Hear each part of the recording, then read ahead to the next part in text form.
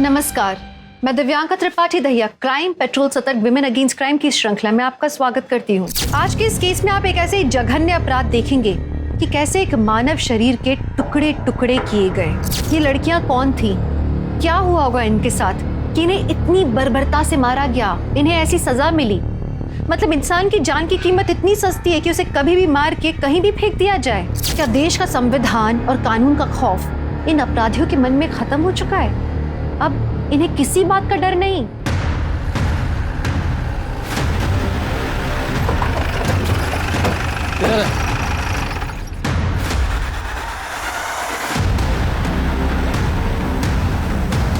बिना सर की बॉडी?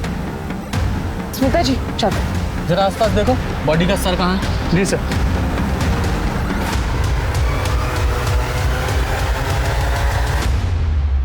गुप्ता, कुछ मिला?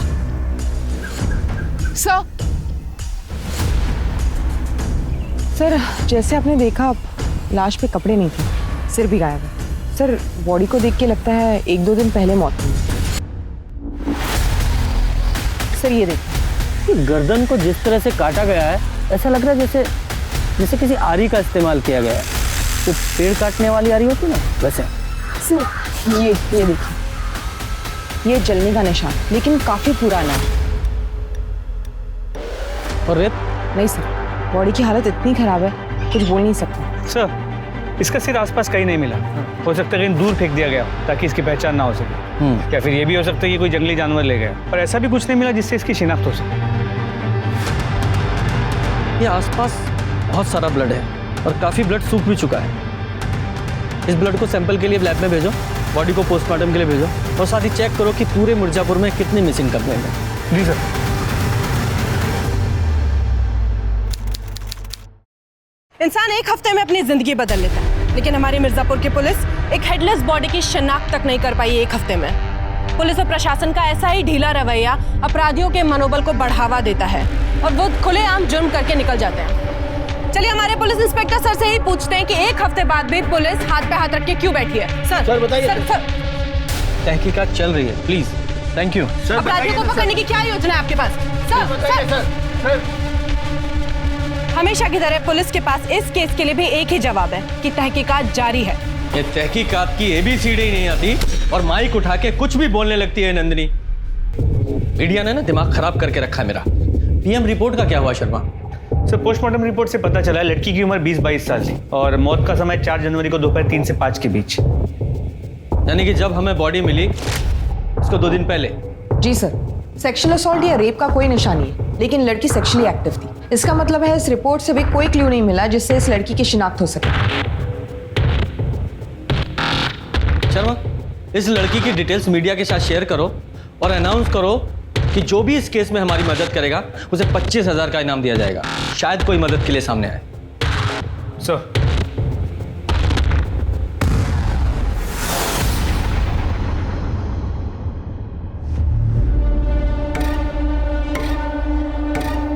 पुलिस तो कभी कुछ करती नहीं है। ये केस मिर्जापुर की छवि खराब कर रहा है। खूनी को पकड़ना पुलिस का काम है। पुलिस अपना काम कर रही है और हम तो पूरा सहयोग कर रहे हैं ना। और क्या करते सर हैं? आपसे कोई क्लियर जवाब नहीं मिल पा रहा है। जनता आपसे सवाल नहीं पूछेगी तो किससे? सर जनता आपसे नहीं पूछेगी तो किससे पूछ? सर दर्शकों, अब तक की सबसे बड़ी खबर अभी अभी हमारे सूत्रों से पता चला है कि इनाम की राशि को 10 गुना बढ़ा दिया गया है। यानी इनाम की राशि अब 2.5 लाख रुपए कर दी गई है। काश हमारी मिर्जापुर की पुलिस भी 10 गुना ज्यादा मेहनत करती तो शायद ये केस जल्दी सॉल्व हो जाता।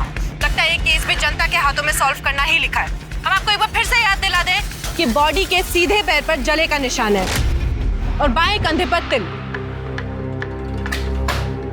नंदिनी को पुलिस के बारे में कुछ पॉजिटिव नहीं मिलता है, सर। हमेशा नेगेटिव बोलती है। सर जैसे आपने कहा था, फॉरेंसिक रिपोर्ट से हमें पता चला है कि क्राइम सीन पर 2 अलग-अलग ब्लड सैंपल्स मिले। ये देखिए सर ये भी तो मुमकिन है कि जिसने भी ये खून किया है बॉडी काटते समय उसे भी घाव हो गया और वो दूसरा खून उसका हो। लेकिन क्राइम सीन पर जितना ब्लड था उसे देखकर ऐसा नहीं लगता वो किसी छोटे मोटे घाव से निकला है या किसी एक लाश का है। जरूर कोई दूसरा भी था। सर इसका मतलब आप कह रहे हैं कि 1 से ज्यादा खून हुए हैं? हाँ, लग तो ऐसे ही रहा है कि 1 नहीं 2 खून हुए हैं। शर्मा, एक काम करो, जितने भी हार्डवेयर हैं, टूल के स्टोर हैं, वहाँ पे पता करो किसी ने इलेक्ट्रिक शॉक खरीदी थी क्या? लेकिन सर इलेक्ट्रिक आ रही है क्यों?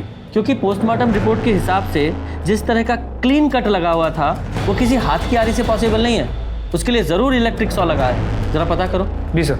और हाँ, वो डॉग स्क्वाड से कुछ पता चला? सर डॉग स्क्वाड की मदद से हम हाईवे तक जा पहुंचे, उसके आगे कुछ नहीं।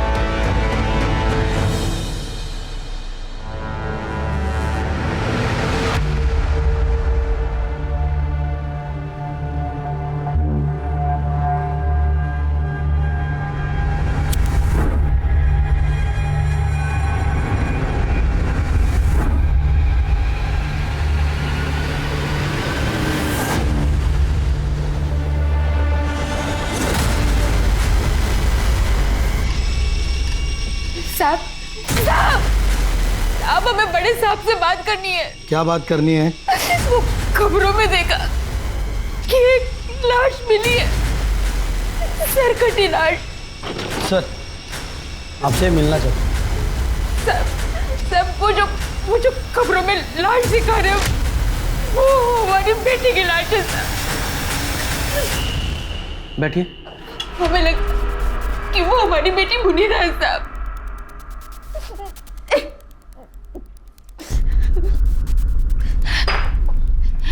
आराम से बताइए, आपका नाम क्या है? साहब मेरा नाम शबनम अंसारी है साहब। लेकिन आपको कैसे पता चला वो मुनीरा ही है? जब वो 10 साल की थी तो खाना पकाते हुए उसका सीधे पैर की एड़ी चल गई थी और अब तक वो नहीं जानते साहब। और बाएं कंधे पर तिल, न्यूज़ में यही पहचान बता रहे हैं साहब, वो हमारी मुनीरा ही है साहब।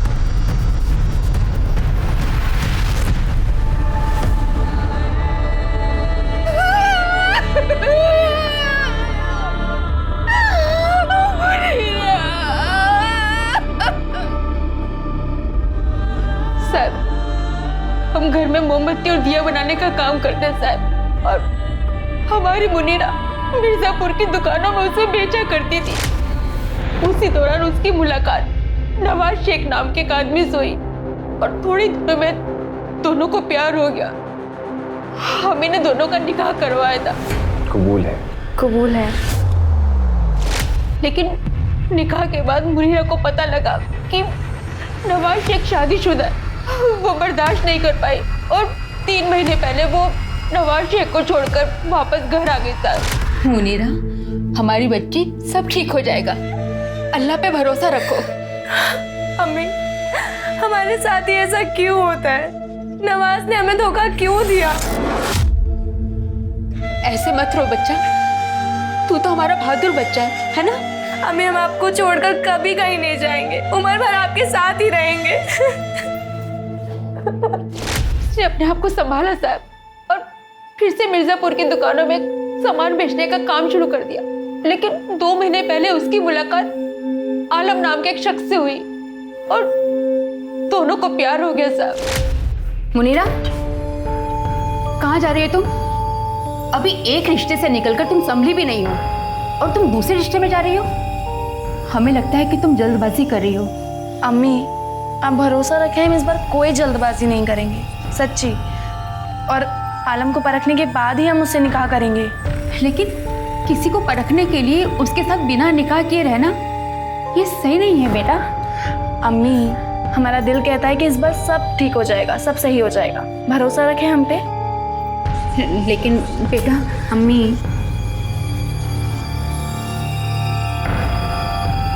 अल्लाह हाफिज। अल्लाह हाफिज।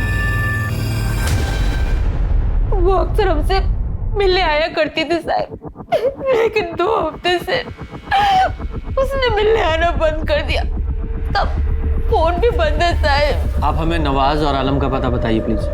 साहब हमें नवाज का पता तो मालूम है, लेकिन आलम का पता नहीं मालूम।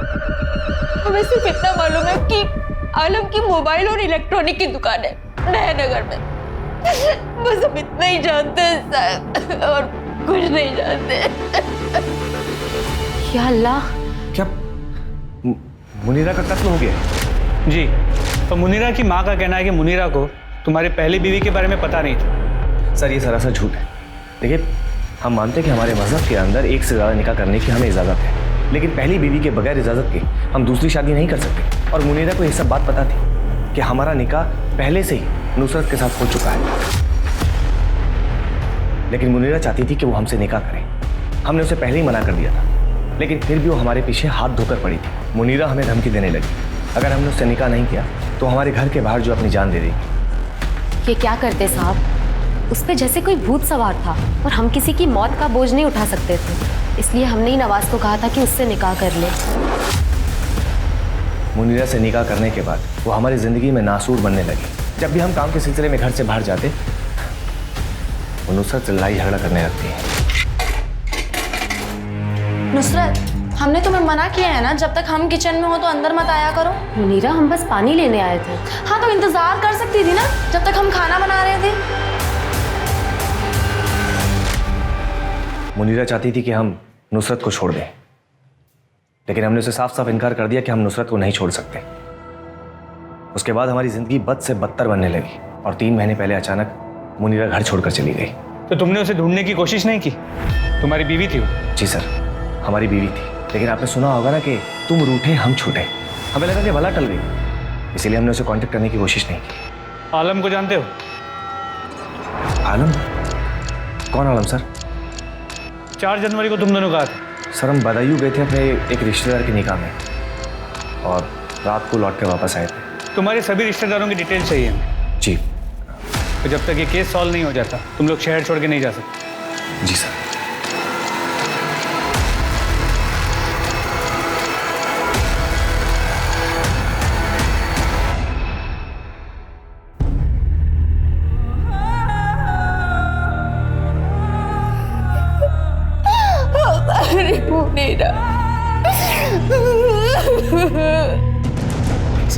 सर नुसरत और नवाज ने हमें जो कुछ भी बताया था सब सही है। 4 जनवरी को वो दोनों भदोई में ही थे। लेकिन कत्ल कराया भी तो जा सकता है, क्योंकि इन दोनों के पास मोटिव है मुनीरा को मारने का। और सवाल यह है कि क्राइम स्पॉट पर जो दूसरा ब्लड मिला वो किसका था? शर्मा, एक काम करो, इन दोनों मियाँ बीवी की और डिटेल्स निकालो और शबनम ने जो मुनीरा का नंबर दिया था उसकी भी CDR निकालो। जी सर। सर, आलम खान के घर का पता चल गया है। चलो।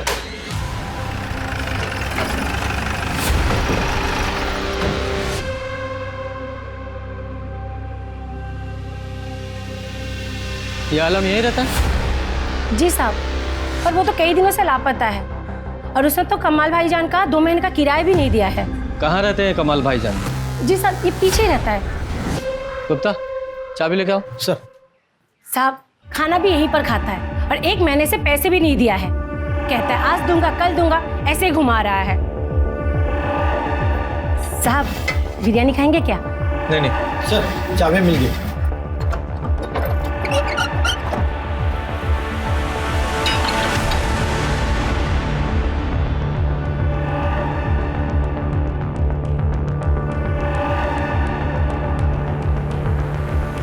साहब, यही है वो नल्ला आलम।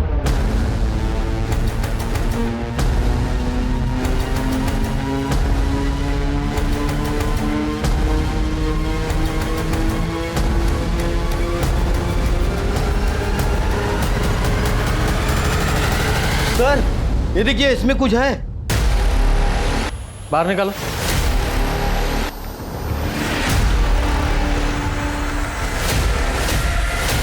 या अल्लाह, क्या है इसमें?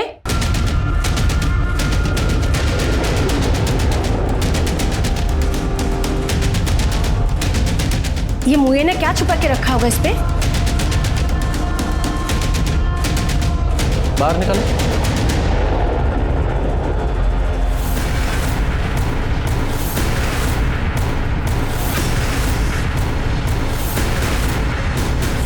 या अल्लाह, ये क्या है?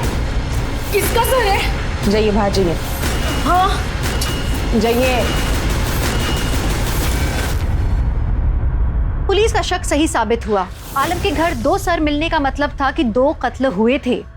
DNA टेस्टिंग से यह भी साबित हो गया कि एक सर उनमें से मुनीरा का था, लेकिन दूसरा सर किसका था और उसका धड़ कहाँ था ये नहीं मालूम चल रहा था। क्या आलम इन दोनों का कातिल था? क्या उसने इन दोनों के सर अपने घर में यादगार की तरह रखे थे? अगर नहीं तो कातिल कौन था? क्या ये दोनों मामले अलग अलग थे? और अगर अलग अलग थे तो दोनों सर आलम के ही घर में क्यों मिले एक साथ? ऐसे बहुत सारे सवाल थे जिनके जवाब पुलिस ढूंढने की कोशिश कर रही थी, पर उन जवाबों तक वो पहुंच नहीं पा रही थी। पुलिस के ऊपर मीडिया का बहुत प्रेशर था। उन्होंने एड़ी चोटी का जोर लगा दिया था इस केस को सॉल्व करने के लिए। उन्होंने दुकानदारों से, सप्लायर्स से पार 100 के बारे में, बिजली से चलने वाली आरी के बारे में पता किया और उन्हें मालूम चला कि पिछले ही महीने कुछ पार 100 की बिक्री हुई थी, लेकिन वो सब बिजनेस के इस्तेमाल के लिए थे और उन्हें सुरक्षित लॉक करके रखा गया था। फिर पुलिस ने अपने खबरियों को एक्टिवेट किया 15 से 20 साल की लड़की की तलाश के लिए, जिसकी मिसिंग कंप्लेंट अभी तक नहीं हुई थी। साथ ही आलम की भी तलाश जारी थी, क्योंकि वही एक था जो इस पहेली को सुलझा सकता था। एक नहीं बल्कि दो लड़कियों की हत्याएं हुई है। पुलिस को 2 सर बरामद हुए हैं। इसी के चलते मिर्जापुर में भी 2 गुनी दहशत बढ़ गई है। पुलिस और प्रशासन पर भी 2 गुनी कीचड़ उछाली गई है। आखिर पुलिस कब तक इस केस में ढिलाई देती रहेगी? ये केस महिलाओं की सुरक्षा के लिए एक बहुत बड़ा प्रश्न चिन्ह है। क्या पुलिस सही दिशा में तहकीकात कर रही है? अरे मियाँ, दरवाजा खोलिए। कौन?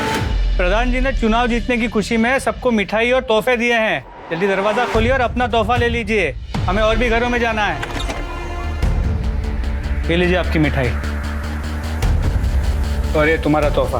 अरे कौन है? आपने कुछ नहीं किया साहब। कुछ नहीं किया तूने? 2 लड़कियों को मार के उनके सर काट के घर में रखे हुए हैं, बोल रहा है कुछ नहीं किया है। वो दूसरी लड़की कौन थी? साहब हमें नहीं पता। मुनीरा को तो जानता था ना? हाँ साहब, मुनीरा को तो हम पिछले साल नवंबर में मिले थे साहब। हम दोनों ने बहुत अच्छा टाइम बिताया था। वो बाद में निकाह पर जोर डालने लगी थी साहब। आलम, अब ना हमें निकाह कर लेना चाहिए। निकाह? हाँ, हमें तुम्हारे साथ जिंदगी बतानी है। ये तो उसके लिए निकाह की क्या जरूरत है?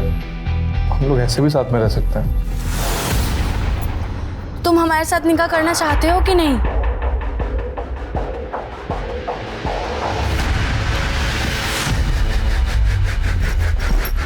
चल निकल यहाँ। पर आलम, कैसा कर सकते हो तुम हमारे साथ ऐसा? हो गया अब हमारा। पर आलम, बोला ना, तुम्हारे कभी शक्ल में दिखाना। चल निकल। पर आलम मेरी बात सुनो। निकल। खुदा हाफिज़। हमने उसे दिसंबर में घर से बाहर निकाल दिया साहब। तो उसके बाद हम उसे कभी नहीं मिले। तो फिर छुप क्यों रहा था? साहब हम डर गए थे। हमें मालूम पड़ा था कि मुनीरा की माँ शबनम को लगता है कि वो पुलिस को जो लाश मिली है वो मुनीरा की है। हमें मालूम था कि वो हमारे ही नाम लेगी, इसलिए वहाँ से भाग गए हम। हजारों स्टोरी सुनी है हमने ऐसी। अम्मी कसम, हम सच कह रहे हैं।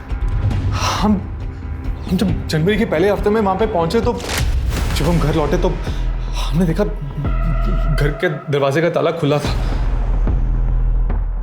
हम सब अंदर गए तो फटाफट सब चेक किया और सब ठीक था।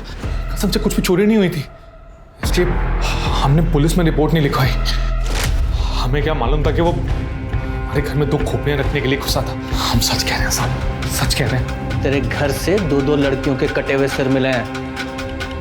उन दोनों के कत्ल के जुर्म में अरेस्ट किया जाता है तुझे। डालो से हवालात में। अरे साहब हम सच कह रहे हैं सब।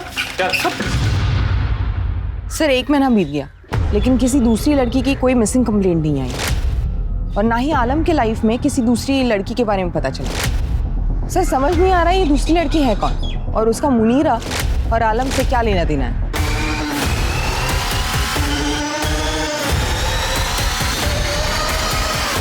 तो मुझे लगता है किसी ने जानबूझकर दोनों सिर आलम के घर में रखे थे ताकि उसे फंसा सके। हाँ, लेकिन आलम को फंसाने के लिए तो मुनीरा का सर ही काफी था। तो क्यों? मुझे लगता है ये आलम ही कातिल है। इसे अच्छे से तोड़ो, सब बकेगा। एक्सक्यूज मी सर, खबरी का। हेलो, कौन से एरिया में? ठीक है सर।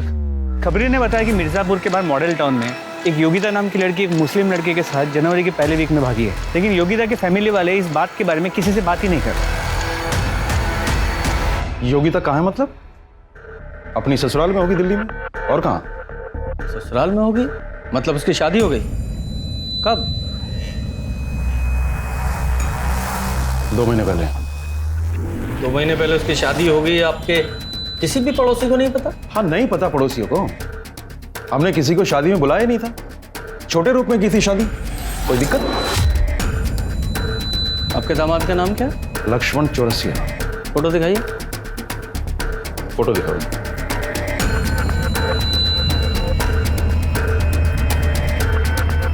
ये फोटो नहीं, शादी का फोटो दिखाइए। जमाई राजा अभी तक फोटो एल्बम भेजे नहीं है। मैडम वॉशरूम कहाँ पे? हाँ वो यहाँ पर। Sorry sir. दिल्ली का अपने दामाद जी का एड्रेस दे दीजिए, हम खुद जाके देख लेंगे।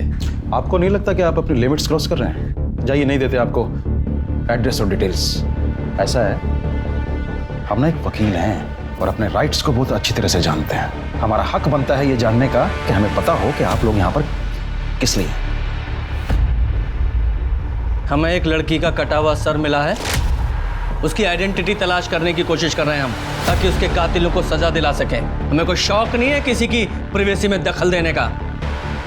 लेकिन आपको क्या, आपकी बेटी तो सही सलामत है ना दिल्ली में? हा?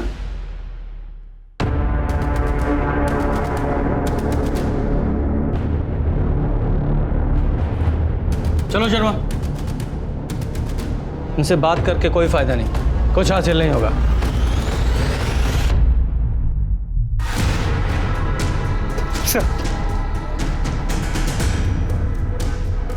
Sharma very good.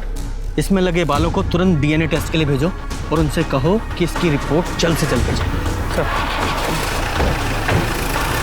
पुलिस के अनुसार उन्होंने एक सस्पेक्ट को पकड़ा है। क्या ये पुलिस का कोई स्टंट है ताकि जनता का गुस्सा कुछ देर के लिए शांत हो सके? सर क्या पुलिस ने एक निर्दोष आदमी को जेल में डाल दिया है ताकि खुद बिना किसी शर्म के बाहर घूम सके? क्या लगा रखा है ये? तुम्हारा काम पब्लिक को सिर्फ फैक्ट्स बताना है, ना कि टीआरपी के लिए न्यूज के नाम पर सेंसेशन फैलाना। और ये आधी अधूरी जानकारी पब्लिक में सिर्फ भय और उत्सुकता पैदा करती है और कुछ नहीं।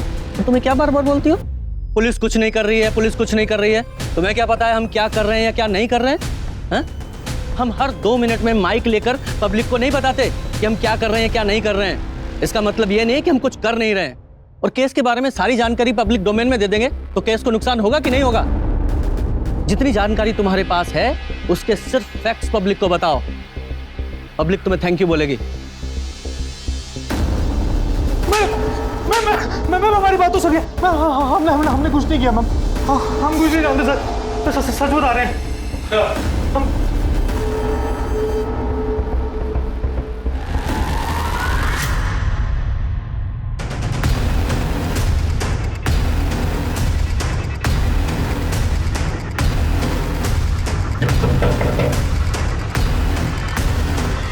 अरे आप लोग फिर आ गए?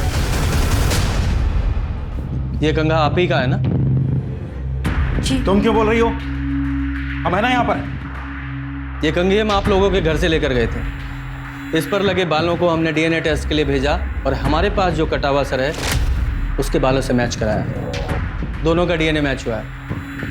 आप लोगों के घर में आपके अलावा आपकी बेटी ही रहती थी। हमारे पास जो कटा हुआ सर है योगिता का है। नहीं, ऐसा नहीं हो सकता।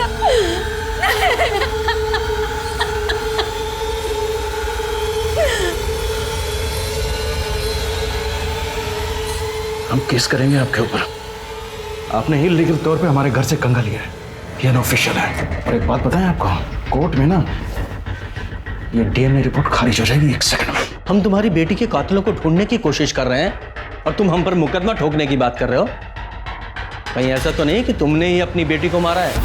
हम क्यों मारेंगे योगिता को? तो तुम बताओ। झूठ बोला है ना हमसे? केस में झूठी जानकारी दी है तुमने हमें। तुम लॉयर हो ना, अच्छी तरह से जानते होगे कि झूठी जानकारी देने के जुर्म में मैं तुम्हें अरेस्ट कर सकता हूँ। मैं अरेस्ट करके थाने लेके जाऊंगा, वहां तुम्हारा डीएनए टेस्ट करूंगा, तुम्हारे हलक में से निकलवाऊंगा फिर। सर वो योगी। ठीक है सर, हम सच बताते हैं। हम मानते हैं कि हमने योगिता की शादी वाली बात और उसके दिल्ली में रहने वाली बात को झूठ बोला है। वो कुछ दिन पहले अचानक गायब हो गई थी और हमने सोचा कि वापस आ जाएगी, इसलिए पुलिस में कंप्लेंट नहीं किए थे बस। योगिता आपके घर से 4 जनवरी को गई थी ना? आप हमारी वाइफ से सवाल क्यों पूछ रहे हैं? हम बता रहे हैं आपको कि 4 जनवरी था। इससे ज्यादा हमें कुछ नहीं पता है। शर्मिंदगी की वजह से हम मिसिंग कंप्लेंट नहीं किए थे बस।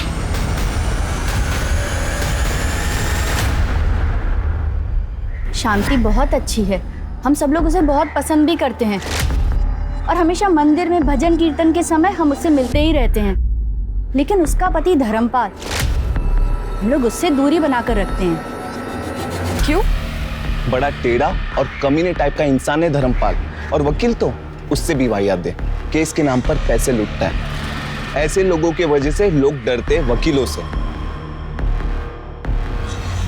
और मैडम वो 3 नंबर गली वाली भावना, वो बता रही थी कि शायद योगिता का चक्कर किसी दूसरे धर्म वाले लड़के के साथ था।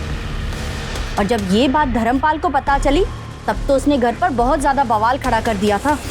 इस धर्मपाल को अपनी बेटी योगिता के अफेयर के बारे में पता था, लेकिन ये बात इसने हमें नहीं बताई। पर आगे भी हम उससे मदद की कोई उम्मीद नहीं रख सकते।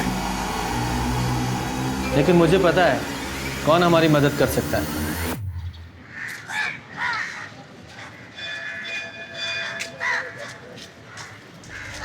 नमस्ते। आप यहाँ क्या कर रही हैं? आप जाइए यहाँ से। देखिए, इस केस को सॉल्व करने के लिए और योगिता के कातिलों को पकड़ने के लिए हम यहाँ पर आपसे मदद मांगने आए हैं। देखिए, आप हमारे पति को नहीं जानती। अगर उन्होंने हम दोनों को साथ में यहाँ देख लिया, योगिता वापस तो नहीं आ सकती, लेकिन उसके कातिलों को सजा जरूर मिल सकती है। और हमें यकीन है कि भगवान भी यही चाहते हैं। ये सब तब शुरू हुआ जब हमारी बच्ची योगिता को इमरान सिद्दीकी नाम के एक लड़के से प्यार हो गया। दो ना। योगिता!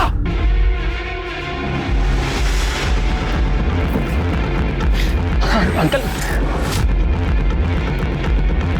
बस पकड़ से। खड़ी हो। पापा, पापा एक बार सुनिए तो सही। पापा,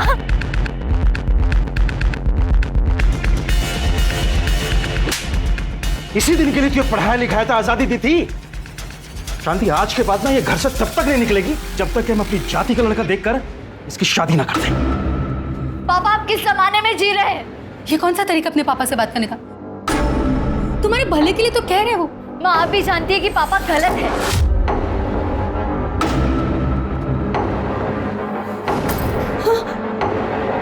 अगर दोबारा आपने हम पे हाथ उठाने की कोशिश की तो हम पुलिस कंप्लेंट कर देंगे।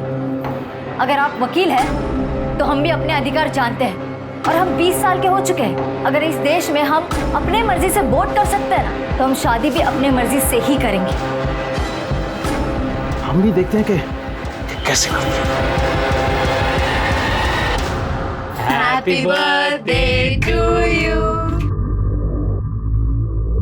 योगिता,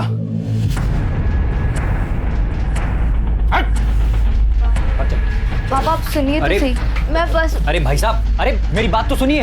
पापा बट भाई साहब, देखिए, हमें कोई झगड़ा नहीं चाहिए। हम बड़े ही शांत प्रिय आदमी हैं, लेकिन तब तक जब तक हमारी बातें मानी जा रही है। धर्मपाल जी की बेटी से दूर रहिए, वरना दोस्ती महंगी पड़ सकती है।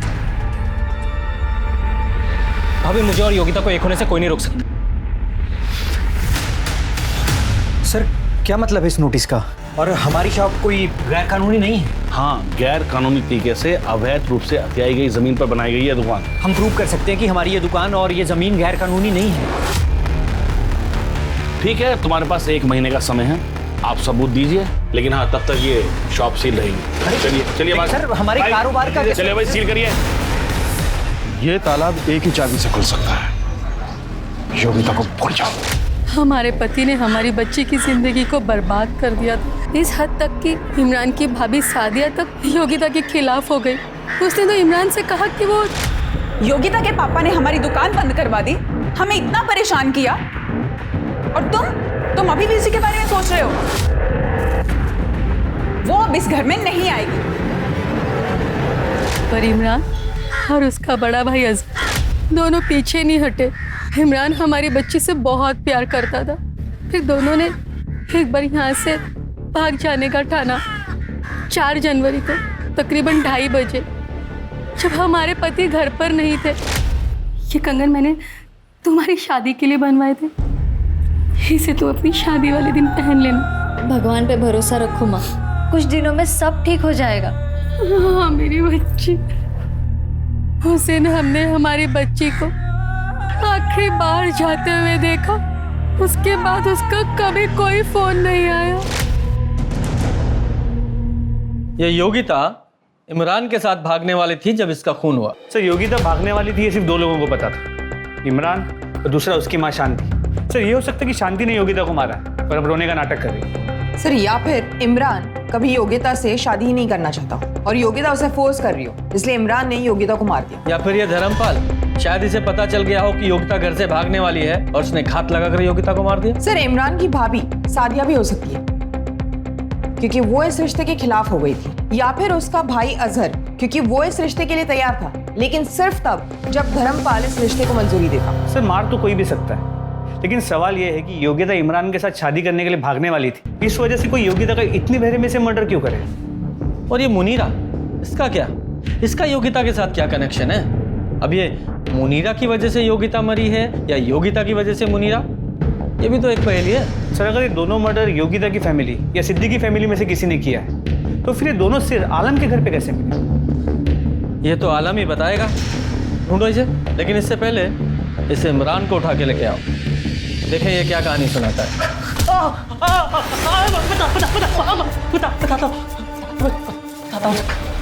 बोल। हाँ, हम 4 तारीख को भागने वाले थे। वो हमें हाईवे के पास मिलने वाली थी, पर वो वहाँ कभी आई नहीं।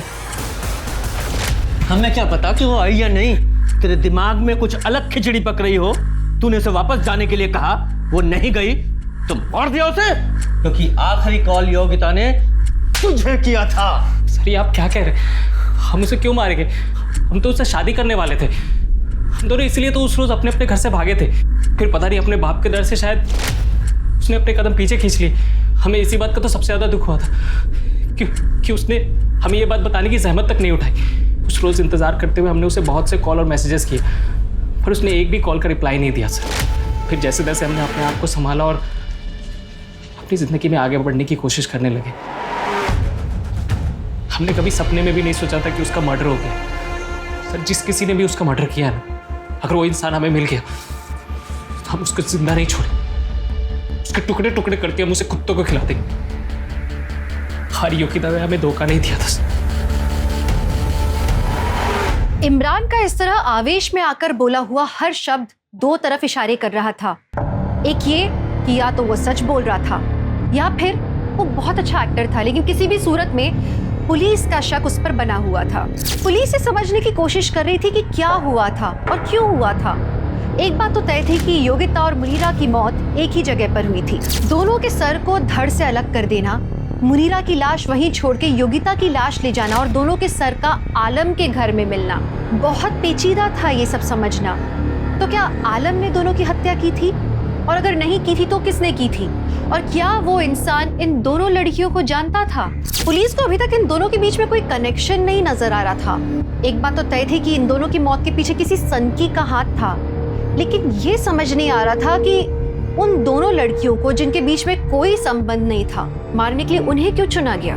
पुलिस यही सब सुलझाने में लगी थी, तभी एक सुराग उनके हाथ लगा जो शायद इस केस को सुलझा सकता था।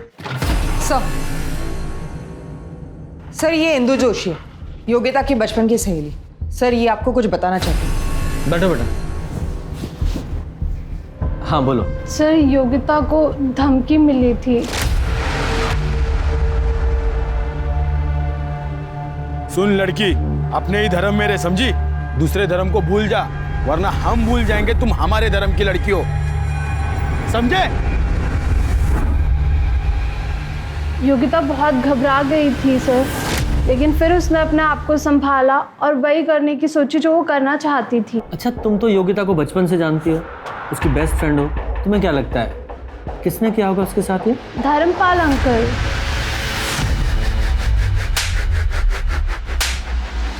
बोल बोल बोल। जितना मारना है ना मार लो, लेकिन मैंने कुछ नहीं किया है। योगिता के बहाने में उस लड़के का भूत उतारना चाहता था, इसलिए उन्हें भेजा था उसे धमकाने के लिए। और जब वो नहीं डरी तो उसे मरवा दिया। नहीं, मैं अपनी बेटी को कभी नहीं मार सकता। एक बाप होने के नाते उसकी रक्षा कर रहा था, उसके धर्म की, उसकी संस्कृति की। कौन सा गुनाह कर रहा था? मॉडर्न होने का मतलब ये नहीं है कि आप अपने धर्म को भूल जाएं। मुनीरा को जानते हो? कौन मुनीरा? मैं किसी मुनीरा को नहीं जानता हूं। इसे? नहीं।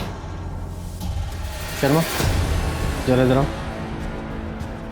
ये धर्मपाल इससे ज्यादा बोलने वाला है नहीं। ये नवाज और नुसरत के बारे में और पता करो।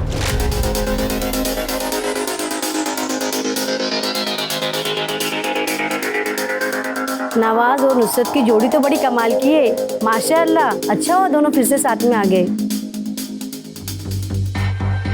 मतलब जब नवाज ने मुनीरा से शादी की थी तो नुसरत उसे छोड़ चुकी थी। जी सर, और सर ये भी पता चला है कि नुसरत उसी दिन घर छोड़ के गई थी जिस दिन नवाज ने मुनीरा से शादी की थी। तो नुसरत के रजामंदी का और मुनीरा का घर पे रह के झगड़े करने का तो सवाल ही पैदा नहीं होता, क्योंकि नुसरत कभी घर पे थी ही नहीं। और सर मुनीरा के घर से निकल जाने के बाद नुसरत घर वापस आई। लोगों का ये भी कहना है कि नुसरत के भाई जफर का नवाज पे काफी प्रेशर है और इस जफर का रिकॉर्ड भी कुछ अच्छा नहीं है सर। हम मानते हैं कि हमने आपसे झूठ कहा। अगर आपसे झूठ नहीं कहते तो मुनीरा के कत्ल में आप हमें जिम्मेदार समझते हैं। ये भी तो हो सकता है कि ये सब कुछ तुमने जफर के दबाव में आगे किया है। दबाव? कैसा दबाव सर? हम तो उससे कोई वास्ता ही नहीं रखते। तुम्हारी, नुसरत की और मुनीरा की पूरी कहानी हमें पता है। अब सब कुछ सच सच बता दो। सर वो मुनीरा को हमारे और नुसरत के निकाह के बारे में नहीं पता था। तो तुमने उसे बताना जरूरी भी नहीं समझा? क्यों? सर वो बहुत सुंदर थी, हम उससे निकाह करना चाहते, लेकिन निकाह के कुछ दिनों बाद ही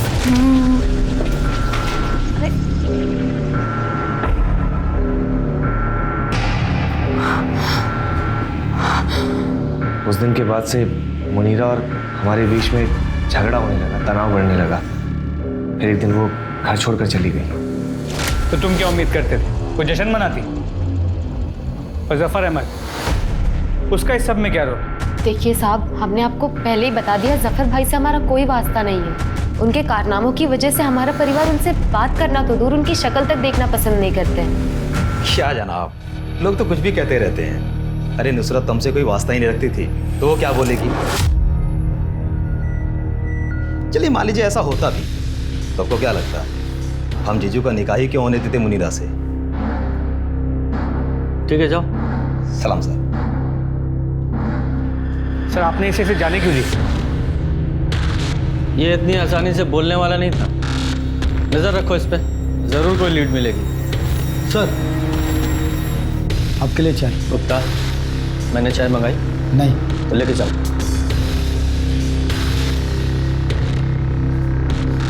इस केस में हर बार डेड एंड पे पहुंच जाते हैं, कुछ हाथ नहीं लग रहा है। अगर ये सभी निर्दोष हैं तो फिर इन दोनों लड़कियों को मारा किसने? ये योगिता की बॉडी कहाँ है?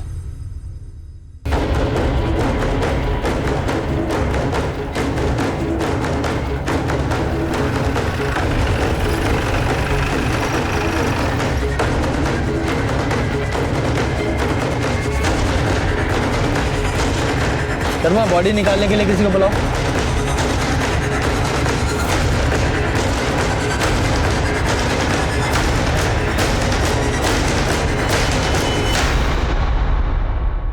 सर बॉडी पूरी तरीके से गल चुकी है और देख के कहना मुश्किल होगा कि इसकी मौत कब हुई है, लेकिन अगर यही योग्यता है, इसका मतलब करीब 1 महीने से भी ज्यादा हुआ है इस लाश को यहाँ नाले में पड़े हुए। अगर इस बॉडी को 1 महीने से ज्यादा इस तालाब में पड़े हुए हो गया है और ये योगिता है तो इसका एक ही मतलब निकलता है कि इसे भी मुनीरा के साथ ही मारा गया था और उसकी बॉडी को यहाँ लाकर डंप कर दिया गया। बॉडी के सिर्फ 4 ही टुकड़े हैं। शायद बॉडी को इसलिए टुकड़े किए गए ताकि ट्रांसपोर्टेशन में आसानी हो, ताकि किसी छोटी गाड़ी मतलब बाइक, स्कूटर, रिक्शा पे ट्रांसपोर्ट किया जा सके। एग्जैक्टली। इसकी एक टांग गायब है। इधर ड्राइवर्स को बुलाओ और उसे खोजने की कोशिश करो। सर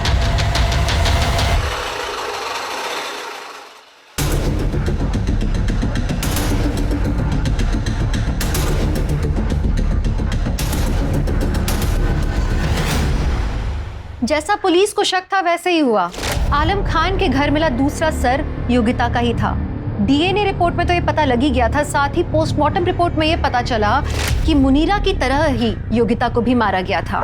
दोनों के साथ सेक्सुअल असॉल्ट नहीं हुआ था, लेकिन दोनों की मौत में एक अंतर था, वो ये कि योगिता के शरीर को 4 टुकड़ों में काटा गया था पावर सॉ यानी बिजली से चलने वाली आरी से।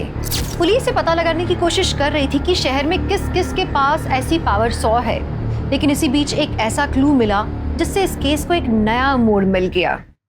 सर, डीएनए रिपोर्ट से कंफर्म हुआ है कि जो तालाब में बॉडी मिली थी वो योगिता की है।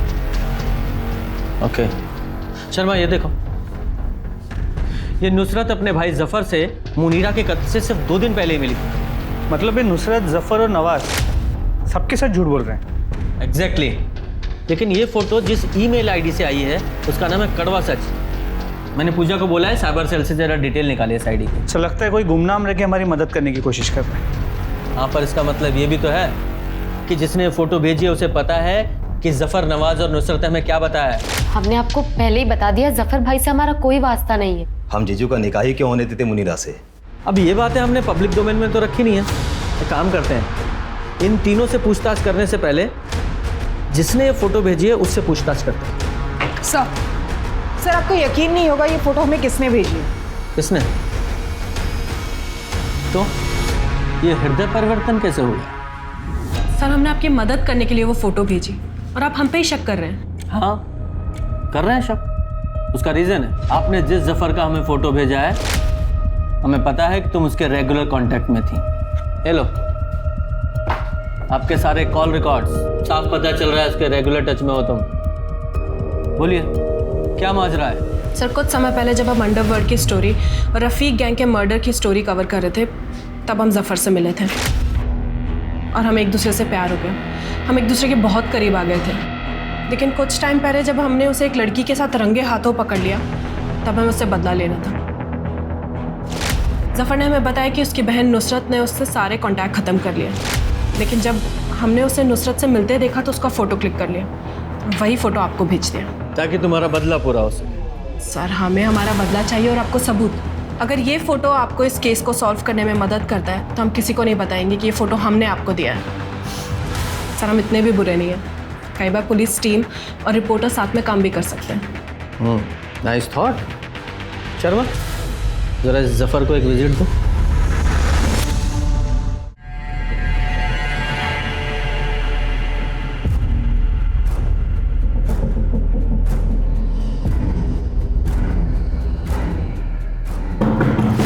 कौन है भाई? जफर भाई, आपके लिए पार्सल आया है। किसने भेजा है? देख लो।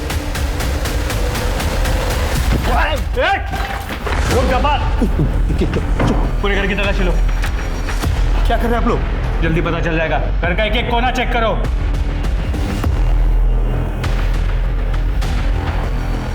सर, 1 मिनट यहाँ आइए। सर, ये देखिए।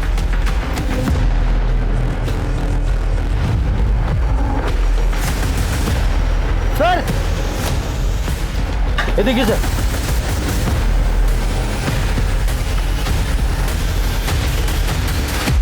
फॉरेंसिक रिपोर्ट से पता चला है तेरे स्कूटर पे जो खून था वो योगिता का था और जो इलेक्ट्रिक आरी पे खून था मुनीरा का। अब तू सीधे सीधे बताएगा कि तेरे हलक में हाथ डाल के उगलवाऊं। बोल। बताता हूँ सर। आलम ने जब मुनीरा को छोड़ा उसके बाद मुनीरा ने नवाज को कांटेक्ट किया था।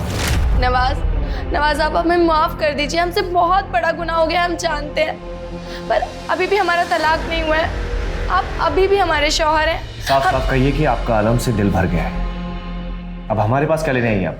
जाइए अपनी अम्मी के पास चले जाइए। पर आप मेरी बात। हम इस घर से आप कहीं नहीं जाने वाले, ये हमारे शौहर हैं, इसलिए अपनी ये मनुष्य शक्ल दोबारा कभी मत दिखाना। हम कहाँ जाएंगे? आप अपने घर में हमें पनाह दे दीजिए, हम आप दोनों की खिदमत करेंगे।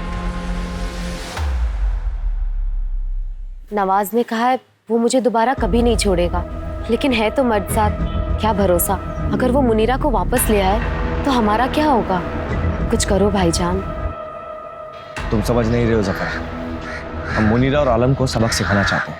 मुनीरा हमें छोड़कर गई थी ना, और आलम, उसे इस बात का एहसास नहीं हुआ कि वो नवाज की बीवी पे हाथ डाल रहा है। तो हमारा ख्याल रखें और जिंदगी भर हम तुम्हारा ख्याल रखें। नवाज ने पीसीओ से फोन करके मुनीरा को एक सुनसान जगह बुलाया था, पर जब मुनीरा वहां आई तो मैं वहां पे पहले से इंतजार कर रहा था उसका। नवाज,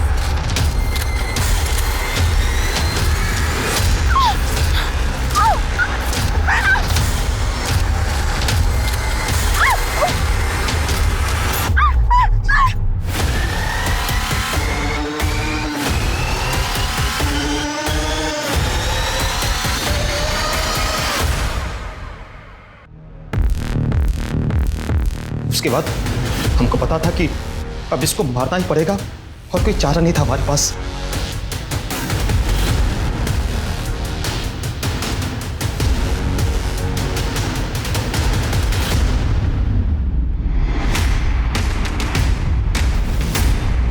उनको मारने के बाद उनके कपड़े उतारे और उनके सर कलम कर दिया ताकि कोई पहचान ना पाए। मुनीरा की लाश तो वहीं छोड़ दिया, योगिता की लाश के टुकड़े करके ताकि ले जाने में आसानी हो तालाब में फेंक दिया। कि दोनों के कपड़े और बैग जला के राख गटर में बहा दिया। उन दोनों के सर प्लास्टिक में रख के आलम के घर रख दिया।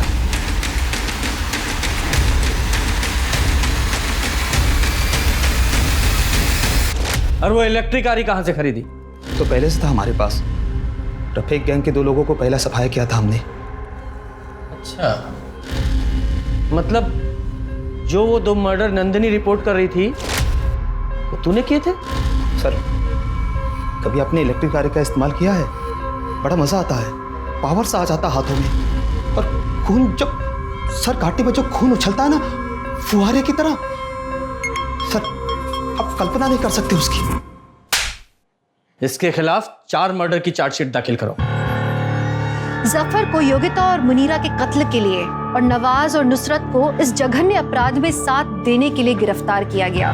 मुनीरा ने अपनी जिंदगी में गलत इंसान को चुनने की गलती की, जिसकी कीमत उसने अपनी जान दे के चुकाई। और योगिता, वो तो बस गलत समय पर गलत जगह पर मौजूद थी। वो अपनी पिता की सोच से दूर जाना चाहती थी और बदकिस्मती से एक आदमखोर कातिल के हाथ लग गई, जिसने एक कत्ल को छुपाने के लिए दूसरा कत्ल कर दिया। किसी की जान ले लेना किसी भी मुद्दे का हल हो ही नहीं सकता।